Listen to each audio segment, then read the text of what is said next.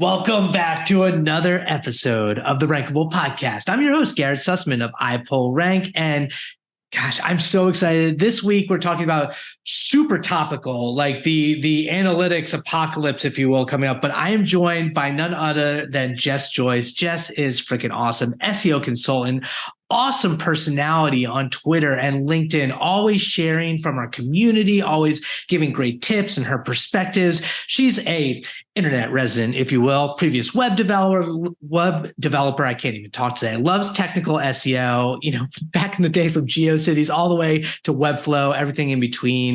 Loves her 90s music, optimizing the web as a freelance SEO consultant, and she mostly works with tech and SaaS companies. And we are going to talk all about GA4. Thanks for joining me today, Jess. How you doing? Oh, thanks, Garrett. What a wonderful intro. Oh my gosh, so heartwarming. I feel like I need to match your energy, so I'm pumped to be here. Thank you. And I love this podcast. You've had some of my favorites on here, like Brian Dean and Christina and Tori and Amanda and Miriam. And you had the SEO news ladies, Shelby and Jesse. I love them. That's why like I had to have you on, because we've engaged back and forth. You're in this like great Twitter community. I know, like, did you go to WTS Fest? Where have you engaged with any of the women who are doing some amazing SEO these days? Outside of WTS Fest, yeah, because so far they've only done them in the UK.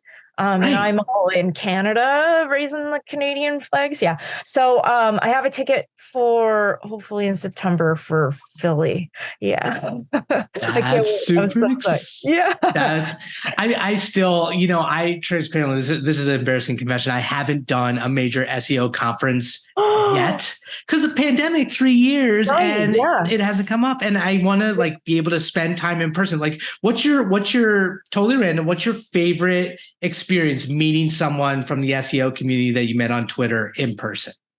My favorite was actually Ross Simmons. I got to meet him. Yeah, I went to the one and only TTT Live, since now they've been acquired by SEMrush, SEMrush, whatever. Yeah. So now I can be like OG. I'm like the OG TTT. I went to the one in Philly a couple years ago, just before the pandemic started. And we had like all these breakout sessions.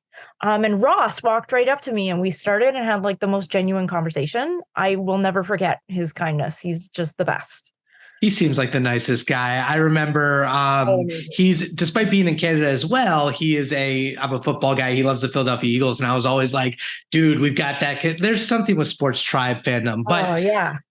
Okay, Jess, I want to talk to, in a few months, Google is sunsetting Universal Analytics. It's funny. We talk about, and so they have GA4. GA4 has been out for a long time. It's way different. The whole like SEO analytics, web developer communities like freaking out about it because it's not apples to apples in a lot of ways. But I remember like talking with Krista Seiden, sometime last year, who worked on it. And I was like, do you think there's any chance they're going to like delay the actual sunset? And she's like, no, you need to know your stuff now, which is kind of why we're talking about this. I mean, so first off, can you clarify for me and for, our audience who maybe hasn't set up their GA4, what are the key differences between UA, Google Universal Analytics, and GA4 in terms of like specifically SEO reporting? And how do you think these differences are actually going to affect our SEO strategy going forward? I think there's a lot to unpack there. I think we all, like Krista, I think someone was talking about a talk that Krista did, and she said that you have to go through the 7 stages of like grief with it. And I think that's part of what is happening right now, because we were so attached to UA and it's been out for 12 years, I think, that we're all just like using it as a twitch, right? Like you can go through all the metrics that you do on a call. If somebody's like, where do we find this? Just like boom, boom, boom, boom, boom, you're there. But it is a completely different mechanism, right? Like, so it's flipping everything on its head. I'm not sure that Google should have called it Google Analytics 4 since it is so different, but they did. So like, whatever. I think I'm at the point of like, we're doing this, move on. Like, how can we move on effectively? And I think the way to move on effectively is to understand that it is a completely different mechanism. It's not session-based, it's all event-based, right? And they give you like a couple events out of the gate. Some of them are different, some of them are new, some of them are the same, and they give you some reporting out of the gate, but it's all just minimal. So the way I'm thinking about GA4 now is it's kind of like the start of the Swiss Army knife to be able to connect to the bottle opener or the slicer or dicer or whatever it is that you end up pulling out of it. But GA4 is like that holder of all of the stuff that's there. Unfortunately, you can't do regex goals in GA4 anymore. So that's a big one that I've found out recently. And I don't like that. And there's no standard dashboarding setup. Hopefully they'll create like some more dashboards that they'll be able to do. Like GA or UA had that wonderful dashboard like central that you were able to like import dashboards. So you're an SEO, cool, go in. One-click SEO dashboard, fantastic. Stakeholders in, let's do this. End of life. But it's really just gonna like affect everything, unfortunately. It makes me a little sad, but it will be okay as well, is the big thing that I want to make sure everybody understands. I saw even somebody complaining about it on Facebook this morning, and they were like, I don't want to do this. I don't want anything to do with this. And I think that's putting your energy into the wrong bucket at this point, because we're less than 100 days out. So I don't think they're going to move that date either. July 1st, 2023 is happening. And happy Canada Day to everyone out there. I don't want to wake up on Canada Day and have my inbox flooded with people being like, my analytics doesn't work anymore. What are we doing? So I have those conversations with every single client across the board. Literally set up GA4 for an ecom client this morning as well. So like, just set it up is the biggest thing that I want to tell people to do. Even if we're 3 months out, like you'll learn the differences, but you won't be able to get anything historically. So like the best time you can set it up was a year ago so that you can get that year over year data. But the second best time to set it up is today. That's a key point, is like, what's the past of the past. For those of you who don't understand this, is like the data will be gone. You won't be able to look back at 6 years of data from Universal Analytics anymore. And that's why everyone's so urgently like, hey, you had to start yesterday. You can do it. The other thing I like that you called out is the Swiss Army knife. It's almost like GA4 is almost like Looker Data Studio, where it's very customizable. You can really build your own reports. Do you recommend, going back to the question about SEO strategy, I found a lot of people want to just recreate UA reports in GA4. Is that how you're thinking about it? Or are you just kind of forging like a new type of report going forward for your SEO reporting? I'm kind of trying to do a marriage of both, depending on the client, because there are some clients who are like, listen, I've been looking at the same dashboard for X amount of years. So you have to understand their expectations of what's going to be in there. But since you're not able to move any actual data about your GA from UA to GA4, like, why not start anew? I feel like this is our time to be like, this is our fresh slate. Let's start with something new. Let's make a new dashboard instead of being like, I'm old, I'm going to double down. And to use the Simpsons meme, like of Seymour being like, am I out of touch? No, it's the children who are wrong. They're not wrong. Right. This is happening. So right. I try to like start a new dashboard because it is new metrics and it is new events. So you're not going to be able to pull anything from behind. Let's just forge a new path, unfortunately. So, I mean, the other part of that is now the migration. So if you haven't and you're setting up your GA4 instance, how can we ensure that it's properly migrated? I saw a lot of people kind of freaking out, skies falling, when Google basically said, we're automatically going to migrate your information if you hadn't done that. Is that problematic? Why or why not? How are you thinking about like the best migration starting now? I think Google's doing that for a lot of the SMB clients who are out there, because I feel like that's the fracture in what we're doing in here is, unfortunately, Google is dropping out the SMB clients because they don't need them. They don't care. They don't know. Well, I mean, there's some that care, but but like not everybody's going to have. They're more aiming it to the people like us, right? Like that know a little bit about data, that know a little bit about analytics, and that can set up this stuff. In order to make sure that everything is migrated properly, I've been telling clients to turn off that auto migration just because I don't know what they're auto migrating. And I'm maybe more of a control freak, and maybe that's my anxiety coming up. But the ones that I have seen migrated automatically have either half broken or they didn't move over the things that I wanted them to. So I just said, you know what? Just throw everything out and we'll just migrate over. We'll just do new events and we'll do new conversions, because you can't do those regex conversions anymore directly in GA4. You have to do that in either like Tag Manager or above or somewhere else. So like, it's kind of a new opportunity for you to either get some more time, because I'm a consultant, so I can pull in some more time. Of course. Or make friends with your data team, or make friends with your analytics team if you're in a big enough agency, or get buy-in from the higher ups as well to make sure that that stuff is in, because it's not going backwards at this point. Well, that's a good point about the goals and conversions, which is a fundamental difference between the two. That, like you're saying, is events based, and you can't use the same format. Like, you know, with in Universal Analytics, you could do, you know, if an event is triggered or if you land on an actual destination, you know, page, things like that. But now I feel like there's a lot of planning for GA4 that needs to go into it. Are you consulting your clients on like how they need to actually go to their website and set up all of these like new events? Like, how should people be thinking about it? Are there any resources that you recommend for if they're doing it themselves? Yeah. There was a wonderful resource from Jill Quick. She did like the helicopter method she had, but that one, I think we might be past the post on that one. Yeah. Unfortunately. But Dana De Tomaso, she has a fantastic guide on LinkedIn about GA4 and on advanced GA4, where she really dives into like events and things. I would recommend going through those guides, because I've gone through her migrating one too. She has a migration guide like that you can follow, videos and everything. And she's made it for LinkedIn. So like, it's legit LinkedIn, LinkedIn Learning. If you're paying for LinkedIn, and reading tech bro babble on LinkedIn, like put that stuff aside and instead watch Dana's wonderful guides.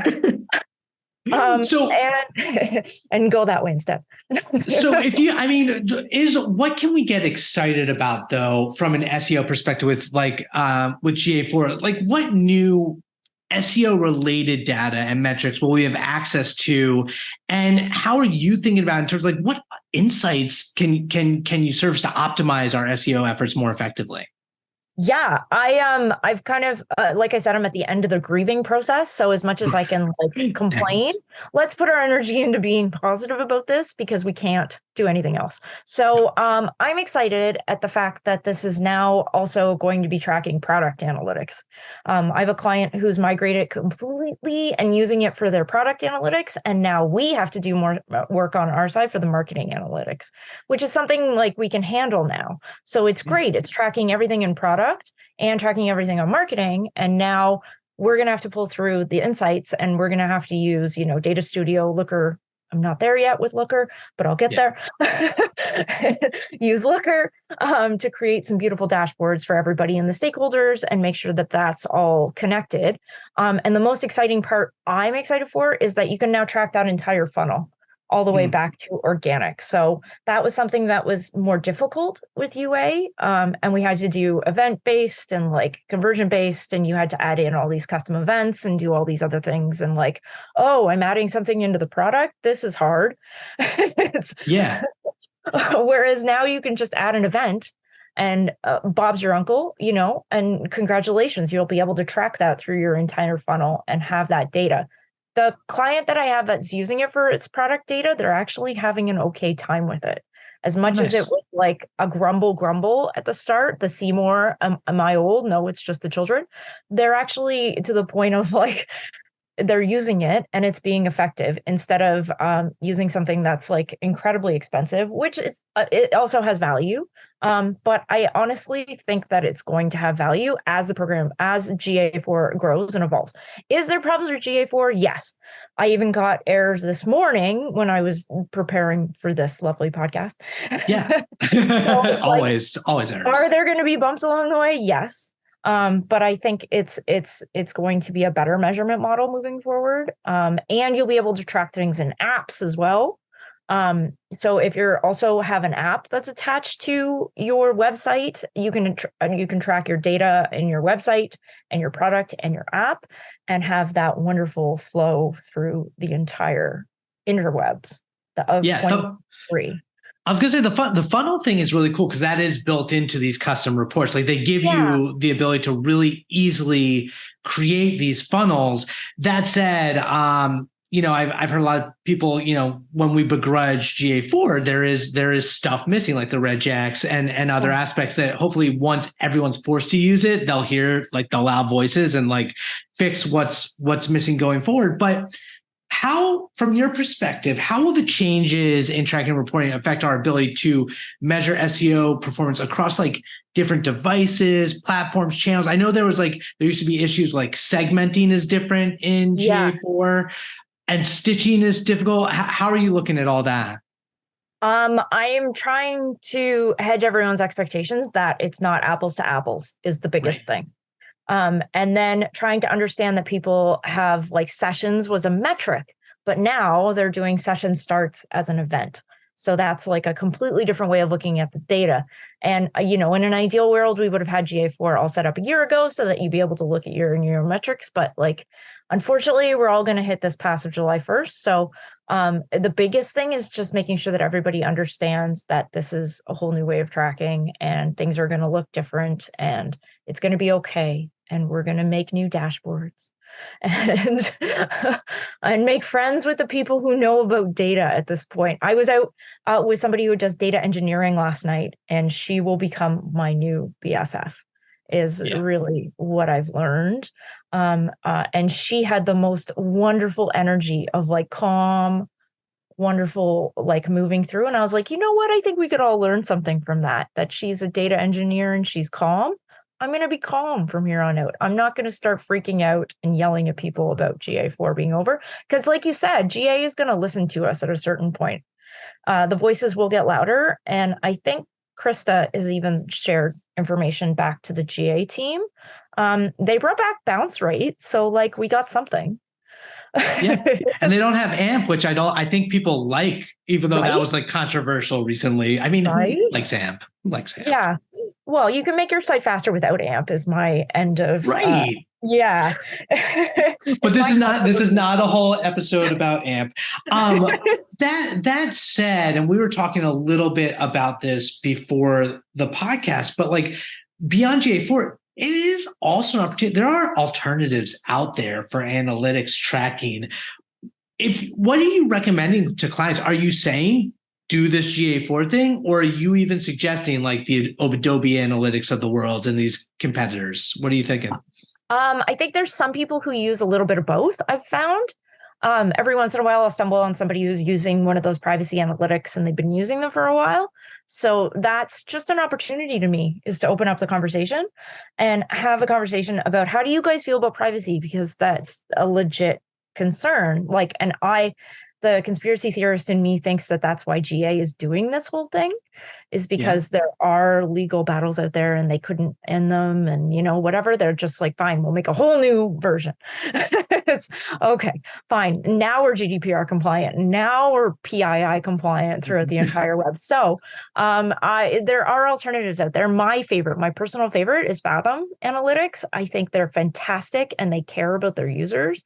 That trade-off of it being a free solution with GA, you don't have to worry about with Fathom because you're paying for the solution. So you're not the product at the end of the day. You're paying for the solution. They're also hopefully unveiling a GA upload, a UA upload eventually. They've been talking about it. That'd be smart. There are some of these people that will be able to port the data over into, and you'll be able to have that historical data from UA in something else like Fathom. They have a really simple dashboard, and this is not a sales pitch. I just love them. Right. Well, I was going to ask, like, who they're for. Like, are they across the board? Is it like, all the way like down from small business to like the complicated enterprise level, or are you like just mid-market? How, like, who ideally?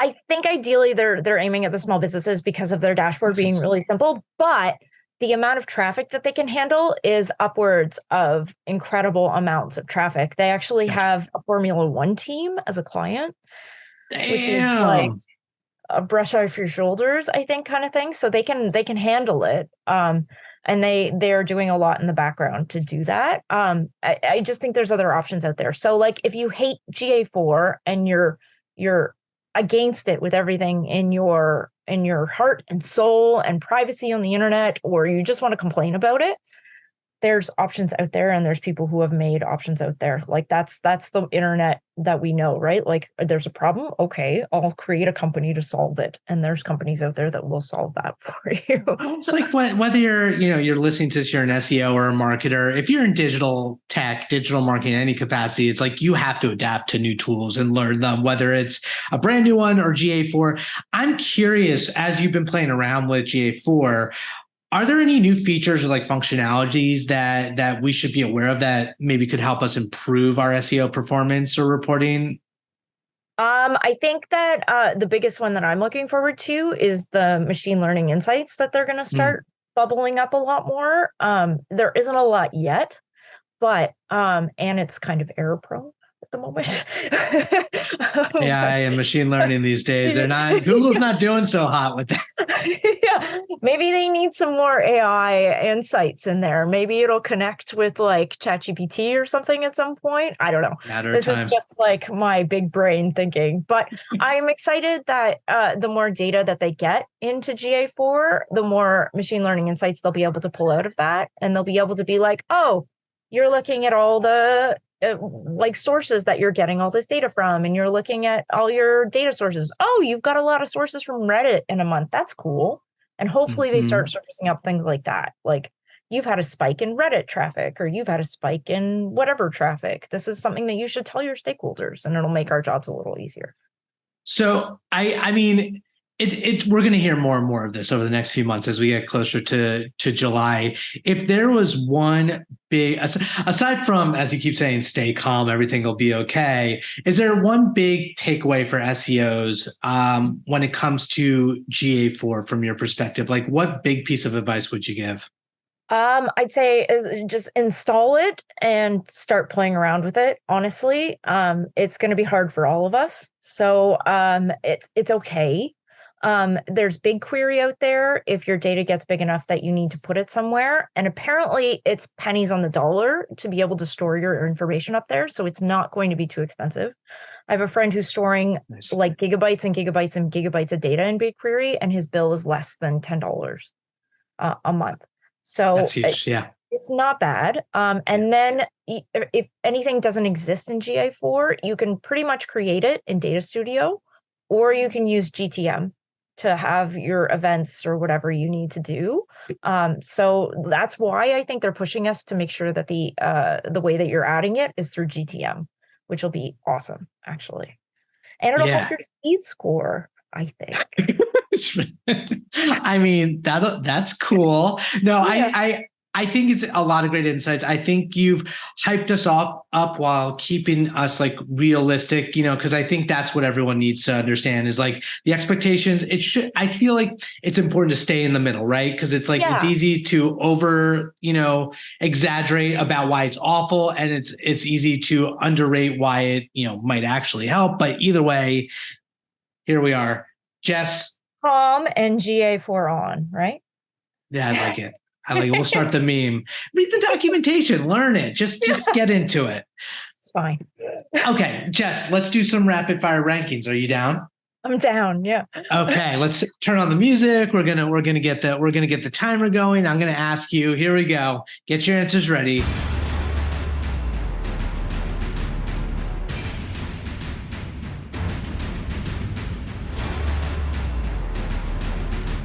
Rank your top 3 of something that you absolutely love. Okay. Number 1 is my daughter. She's the best. I'm biased, obviously, but she's just the best. And my partner, they're just like the top number one, three things that I could do. Number two is music. I can't live without music. I'm a 90s fan for life with my Radiohead shirt. And The Simpsons in equal measure. I just like I've used the Seymour meme in this already. I could probably use 100 more easily. And then a close fourth. AI predictions. If I could throw in a close fourth, it's instant ramen. I just love instant ramen. I just love it. Something nostalgic there too. I don't know, from back in my college days at least. Feeds my soul and my happiness at the same time. Instant ramen for the soul. Rank your best SEO or marketing win. Is the best thing that I've ever ranked for was content marketing software, which was like a big tip in my cap. I was working for a content marketing software platform that had pivoted 4 times before, and then they wanted to rank for content marketing software. So we did it at the time. This was like 7-8 years ago though, so it wasn't as like competitive as it is. That is still really impressive. It was pretty fun, honestly. Okay. Speaking of content marketing software, rank your top 3 SEO tools. Sure. Number 1 is Ahrefs. I have my legacy plan and I will hold on to it for dear life. Number 2 is Screaming Frog, is also like a great thing that you can slice and dice and use it throughout whatever you do. I pay the SEO tax yearly and I'm happy to keep going. And number 3 that I love is Keyword Insights. I think they're doing a lot of amazing stuff. Sagunthan and Andy and their whole universe are doing wonderful things, and I've seen their pipeline and I'm excited for it. Yeah, they're popping out some really great features, a lot around cool topic clusters. Yeah. Rank your best SEO trick or tactic. This is the one big thing I'm doing lately is harnessing the power of your domain, but optimizing all of your subdomains for crawling. Is use that Search Console report where you can see what Google's crawling and see which subdomains that Google's crawling and how much they're putting into what and where they're putting it. So have that domain property in Search Console, and then watch where they're going. You don't need a log file if you can see where Google's crawling and how much they're putting into like a support site or some other random dev site, unfortunately, that you see more. Don't underrate your support site. So much opportunity there. That's a great tip. So much. Yeah, I totally agree. Rank what you love most about SEO. As much as it doesn't feel like a superpower, is logic. A lot of SEO superpowers is logic. It's just a different way of looking at logic, as from a search engine point of view, which I underestimate, honestly, quite often. That's fair. Rank your best learning SEO resource. Sure. Is from the one and only Aleda. Learning SEO. She has put an incredible amount of time and effort, and all deservedly so, into that learning SEO. She deserves all the credit she gets. I think I saw that she hit 140,000 followers this week, and I can't believe it's only that, honestly. Yeah. She is. I mean, it's nice to know the SEO community, like that there are that many of us out there, because sometimes it does feel small, right? It does feel very small. Yeah. 6 degrees of separation, it's like 2 in the SEO. Speaking of which, okay, probably the most unfair question that I ask, but rank the top 1 to 3 SEOs or marketers that you most look up to or appreciate. Sure. Okay. Number 1, I'm going to say is Glenn Allsop. He's fantastic, and I've followed him for like a decade. Detailed is fantastic, and everything he puts out, I digest from top to bottom. Plus, I learned after I left a company that I was competing against him. So that put a lot of context into why I was doing so badly. Glenn, right? Like all they would have had to say is, "Oh, you're competing against Glenn," and I'd be like, "Sure, okay, now I understand." Dude's an affiliate marketing genius, right? Number 2 is Arij, the Women in Tech SEO forefront. She is fantastic, and I've realized that I need to join the mentorship program of Women in Tech SEO. So I'm hoping to join that for the fall. Nice. The next generation of SEOs. And honestly, Women in Tech SEO is a happy place, and it's because of her. And then number 3 is a little old school, but Vanessa Fox. Oh, nice. She started like Search Console, right? Like she was one of the first people to work on Search Console, and I give her all the credit in the world for giving us the start of that data, right? I've read her books, got her to sign them in person, and it was a big moment for me. So I think that she's fantastic, and I look up to her a lot. Oh my gosh. She was a few months ago was on the Search Off the Record podcast, and it was such a fascinating listen. Yeah, I'll have to send you the link afterwards. Yeah, I have to go back and watch. That's amazing. I didn't even know that. She doesn't do much like in the forefront these days, which is why it's so wonderful to hear when she does. Exactly. Okay. And then finally, rank your number one cause or charity that you want to promote. Sure. It's local. I'm in Toronto, Ontario, Canada. So I would like to shout out to CAMH. It's the Center for Mental Health in Canada.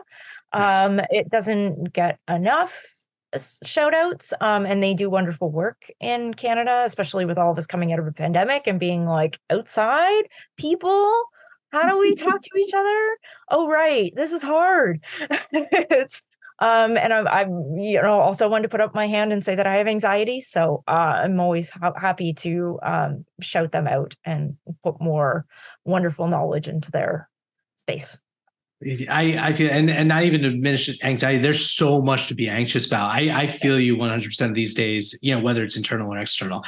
Jess, you are fantastic. Thank you so much for joining me today. You're wonderful, Garrett. Thank you. If people want to find you online, where's the best way to get in touch? I love the Twitters, just like you, Garrett. I'm on Twitter at Jess Joyce. I love it. I still love it. I refuse to leave it, as much as it's probably bad for my mental health as well. So I'm on LinkedIn as well, same Jess Joyce. And I'm even on Mastodon still a little bit.